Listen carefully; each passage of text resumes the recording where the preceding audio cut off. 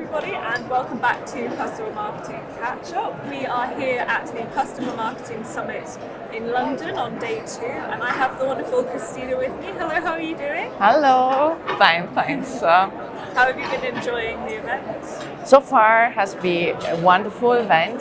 I learned so much and I've been inspired. I have to say it's very nice to take a moment for us to meet our peers and be fueled by new energy. Yeah. It's always nice to have a nice community around you, isn't it? Definitely. Yeah, so we're going to be talking a little bit about customer case studies, which was what you talked about on yesterday. But first off, before we start with that, why don't you introduce yourself to our listeners and just say a little bit about what your job is and kind of how that relates to customer marketing. Sure. Well, first of all, thanks for having me. It's a pleasure, have a possibility to share what we do. I work at Cisco system as a cybersecurity customer evangelist. And my job is to convert the fearless cybersecurity professionals into exceptional opinion leaders.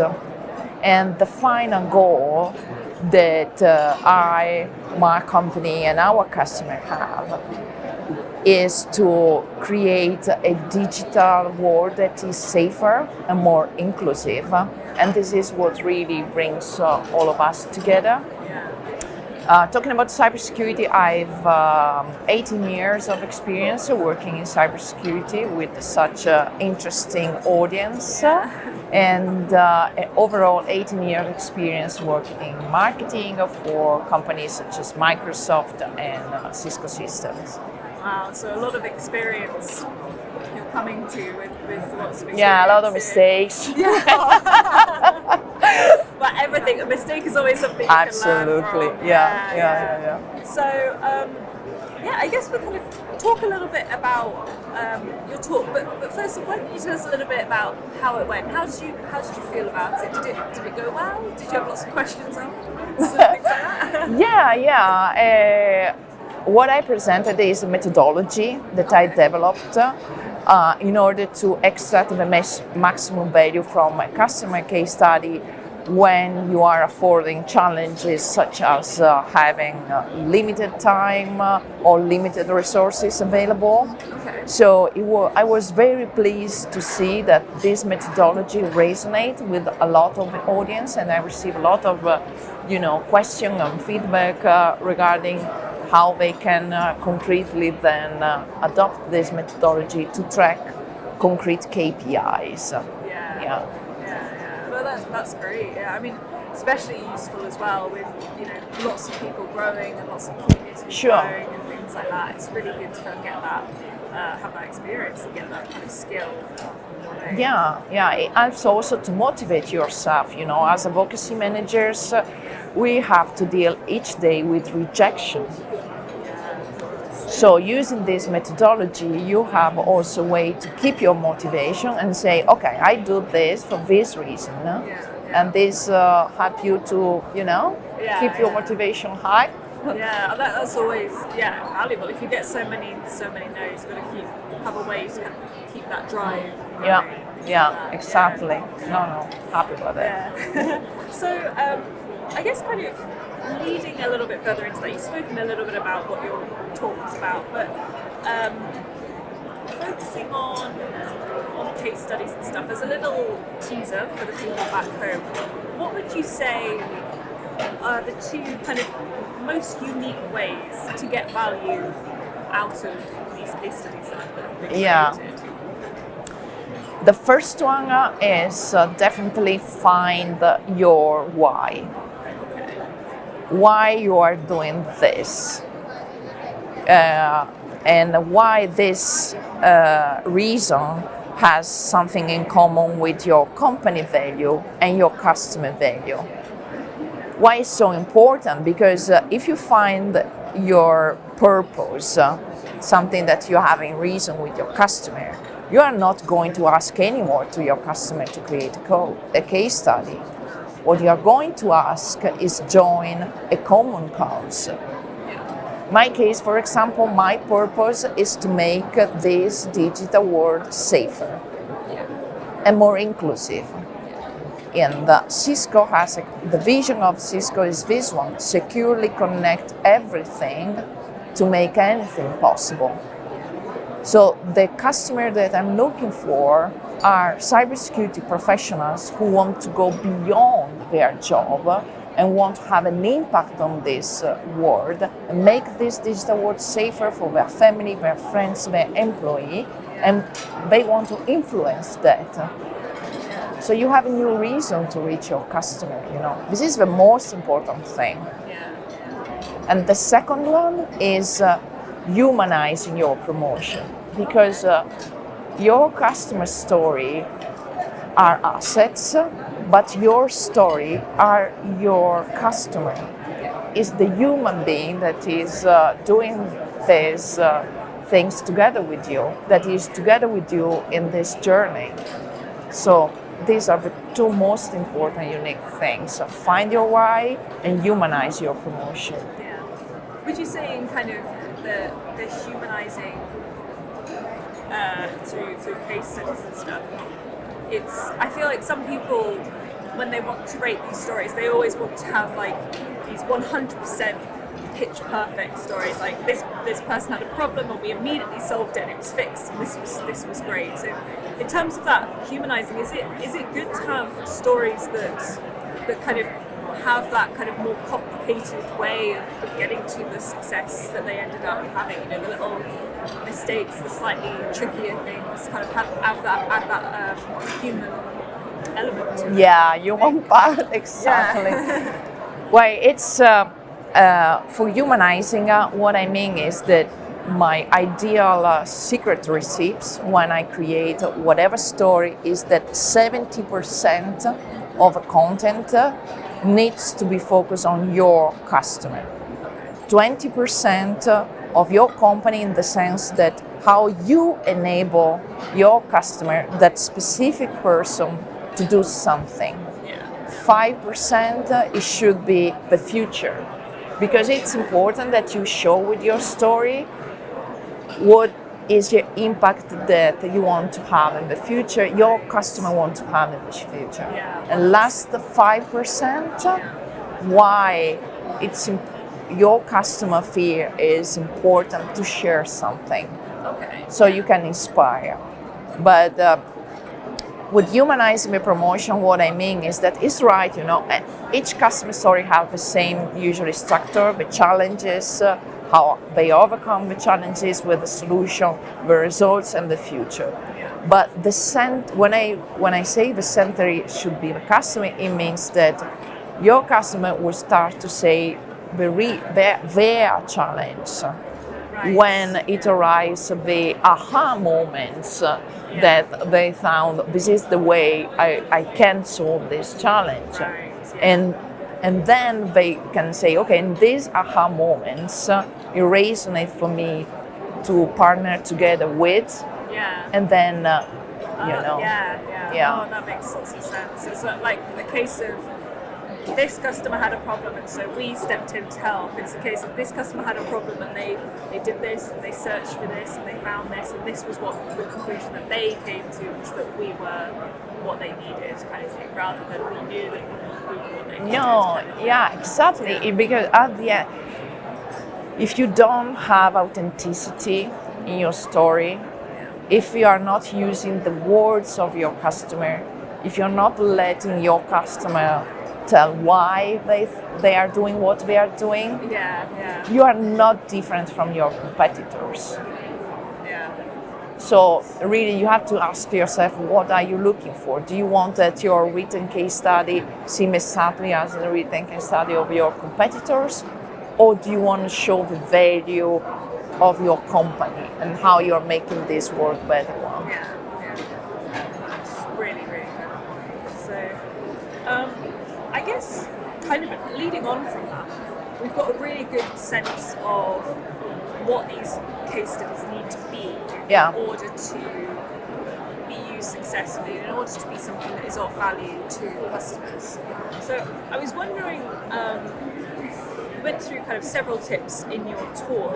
Do you have kind of a favorite example that you like to use of when you kind of did all of these tips and came out with a really fantastic case study? Yeah. There is a great customer that now we are friends, and I work together. That is Blair Anderson. He was the IT manager of Shawnee Heights School when we worked together.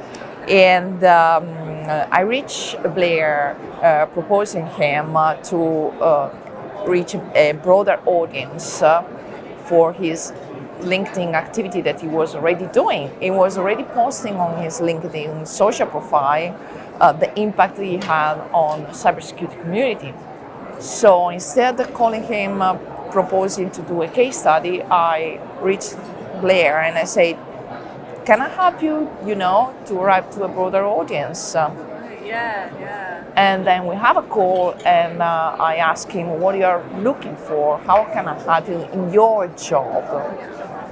And he was looking to have an impact, obviously, in cybersecurity community and IT community. And I say, look, I would do all my best to make this thing happen. So I propose a plan composed by a lot of activities, starting with video case study, talk with an influencer, and he jumps on this project because we had this common goal, which was make an impact on the cybersecurity community. Yeah. In 2 weeks after our call, we set the video at his school. We did this video case study, and the promotion of the story started from the day one we shoot the video. Yeah. And this is the unique thing. What I proposed to Blair was, why don't you post on your LinkedIn profile what we are doing right now, why you are proud of what you're doing, and how this could inspire others. So I didn't expect that my asset went published. I started from day one. Yeah. So if you involve your customer, from the beginning, and you let your customer share with his or her voice what they want to share, That's fantastic. you are already doing your job, and with the limited resources you have, in an authentic way, and you're differentiating your message. Yeah. And he gains such much visibility doing this activity, because then as a company we reshare his post, we create a global campaign promoting him. That 2 weeks before we went live with the case, he changed job and company. Mm-hmm. But thanks to the relationship we built, I knew these things in advance. Yeah. So I was able to adjust my promotional plan. And he asked to stay in our Cisco cybersecurity community despite his change job. And the most important thing is that he continued to promote Cisco through his LinkedIn profile, thanks to the relationship that we built. And the web page of this case, after 3 months, collects more than 300% return visitors to the web page compared to the average performance of Cisco web pages. Because again, the story was the person. So maybe your customer will change company, will change job, but if you engage in the right way, he or she will always stay with you because you gain their trust, their heart. And this is at the end, That's amazing. That's such the power of customer stories and case studies done right and done in a way. I think it's amazing as well that you think case studies and stuff can sometimes take months to kind of get done and get out. So there is quite often, I was talking about this with somebody earlier, that there's always there's a lot of emphasis on the launch, like the launch day. This that's the day when it goes out, and that's the day where it's done. You kind of wipe your hands off. Yeah. That's not the case at all. It's just kind of got him to talk, I'm assuming like share photos, talk about what he's Yeah, doing, yeah, that kind of thing. exactly. It involves other colleagues, and then we ask also an external influencer to promote his story, and that was absolutely helpful because this influencer had to reach the right audience we want to reach, which was cybersecurity officer and IT executive leaders, and again, humanizing the promotion was key in that. Yeah. Such a good example. Such a good example. Thanks. So, I guess kind of, we've already stepped on it a little bit with, you talked about, what was it, 300% returning customers when you had that case study up on your website. So that's maybe one thing of kind of how case studies can be used to kind of effectively measure the results and the successes of these kinds of case studies. But outside of returning visitors to your websites, what other ways do you, what other kind of metrics or kind of considerations do you use to measure the ROI and the success of your Sure, case studies? sure. Well, I started thinking what I could measure without, losing too much time and measure something that can resonate for the business. So when you publish something on your website, that is something that you should be able to measure by yourself. In my case, I use Admin Analytics, and I take the web pages or where it was hosted, the video and written case study, and I run a report using a filter that it's important to use, which is excluding the Cisco employee, because you want to show the value of this content in order to influence an external audience. So using this filter, it's important for that, when you have this call.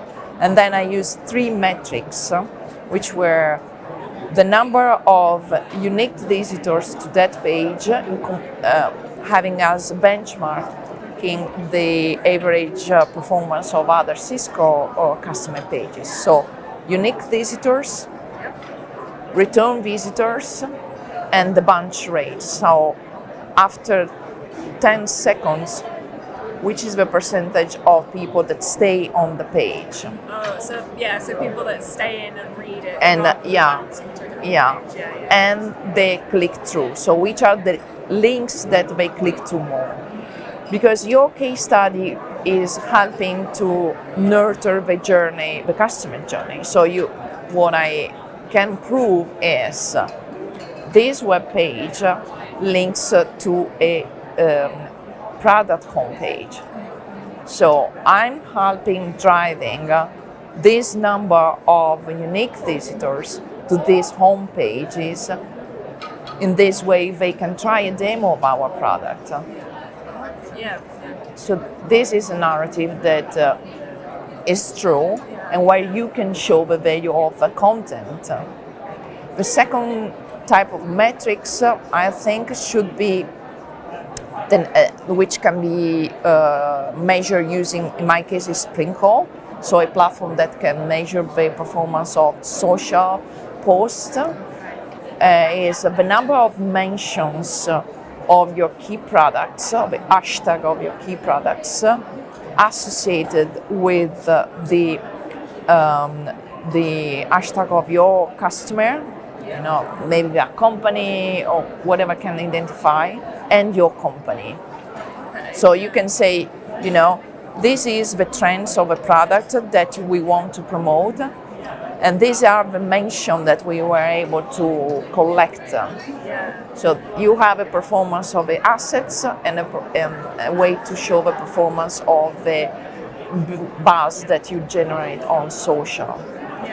These are the 2 ones. Then I guess when you have all 3 of those, you can kind of see how very direct kind of engagement from that very specific case study. Yeah. Wow. So I guess to kind of round out and finish off our talk, we've spoken a lot about case studies, having the voice of the customer, keeping that very authentic and very transparent within a case study itself. This is about the customer story, and it has to come from them. So I guess to kind of finish off, you're in cybersecurity as well. How do you balance that kind of thing? Talk about safety and things like that. How do you balance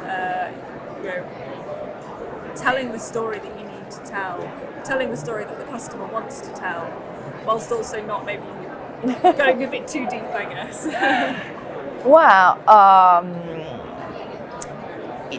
it's all when you are able to give a reason to someone to share what they are most proud of, they share in an authentic way because they are proud of what they are doing. And they shouldn't be ashamed of say why they are so proud to make this digital world safer. Because one of the things that I've noticed in the audience that I have the privilege to work with is that no one says thanks to them. They are protecting their company, their employee. They are always under pressure to make this happen. When do they receive a thank you? Thank you for your job. Thank you for your service. Thank you for what we are doing. So our job as a voice manager is giving to our audience the possibility to take a moment and see that what they are doing is so valuable. Breathe and see, and in their authentic way. And that's really all.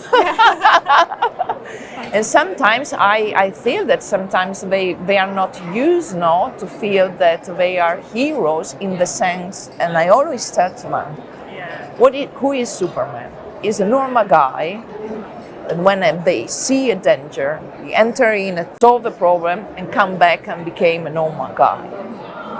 So you are that moment when they are in that telephone cabin. Let them feel that they are heroes because they really are. And sometimes what helped me to have these people relax is I start asking them, which is your passion? What is your natural passion?